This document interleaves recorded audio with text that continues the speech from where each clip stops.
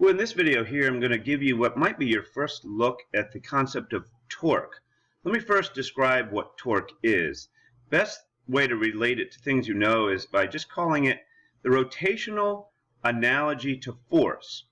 So if we think of a force as what we need to put on an object to get it to move, perhaps up, down, left, right, torque is what we need to exert on an object in order to get it to rotate or to spin or to just change its rotation somehow.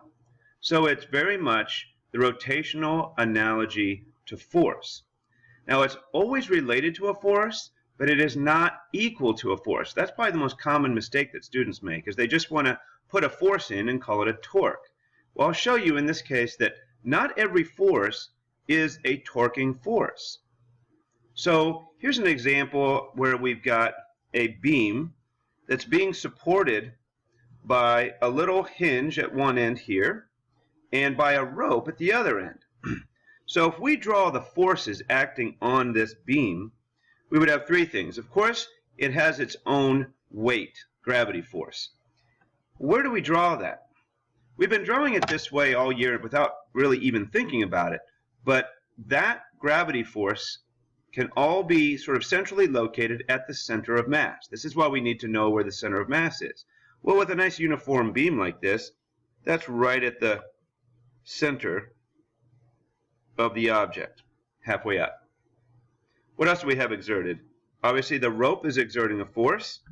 Ropes always pull, have some tension in them, so we'll call that Ft. And what else? We've got some kind of a hinge or a pin down here that's holding this up. Sometimes challenging to figure out which way the force is from a hinge like this, because they can actually change direction depending on what other forces are acting. If I start pulling this thing rightward, the hinge is going to have to oppose that. But in this case, there is nothing pulling right or left, so the hinge doesn't have to oppose that. But if you imagine pulling the pin out of this hinge, this left end would drop down. So usually what I do is I just think about, what if the hinge wasn't there? What would happen? And obviously that's the force that's keeping that from happening. So in this case, there's an upward force from the hinge.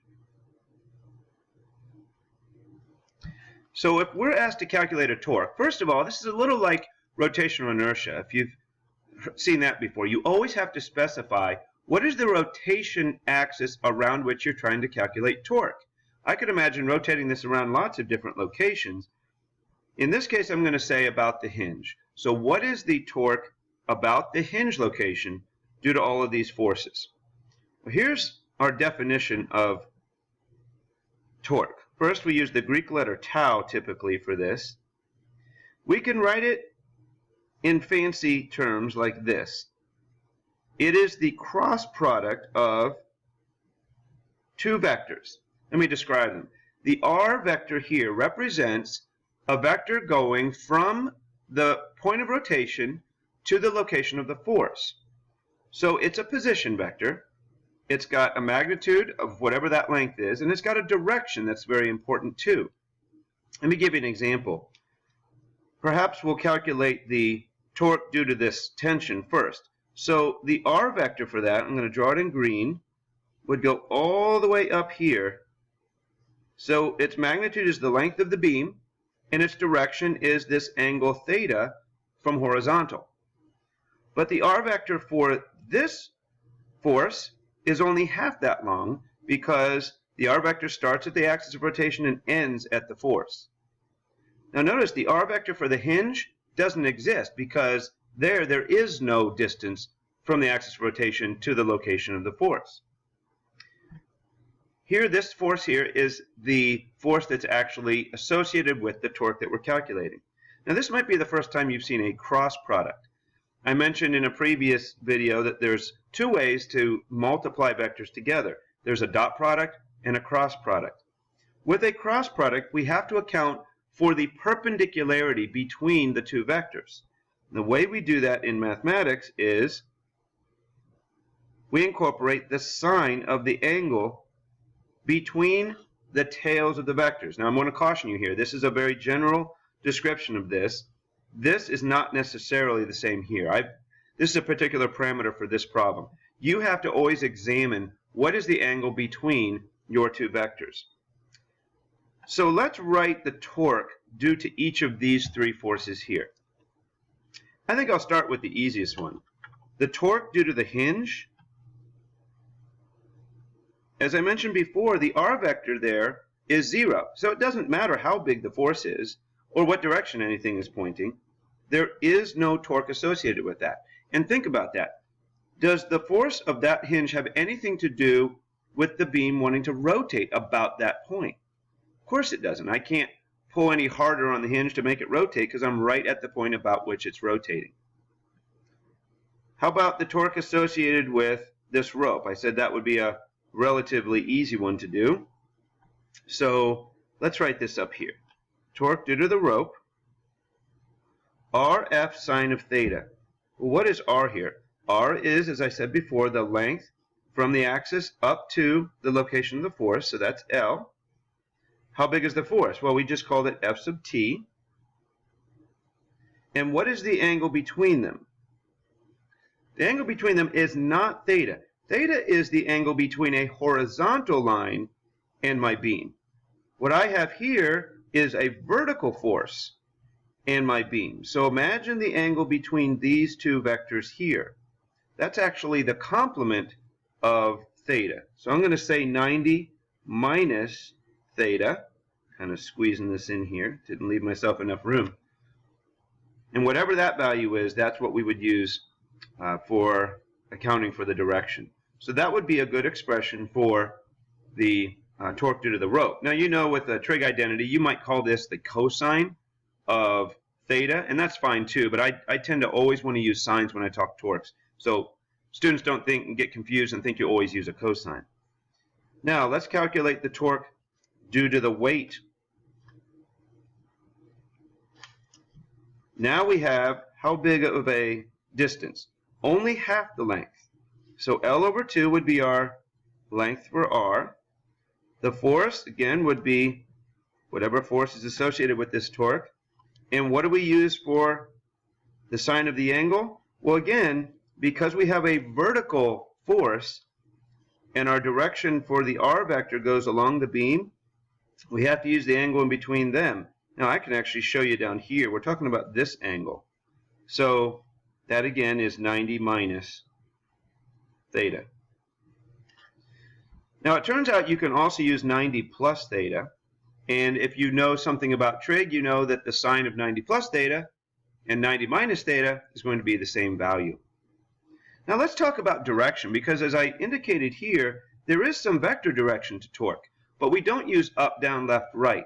We use instead whether this torque tends to rotate things clockwise or counterclockwise. So if you imagine just letting things go, what would this weight force want to do? Wouldn't it want to spin the beam in a clockwise direction? So we can just call this clockwise. I use CW for that.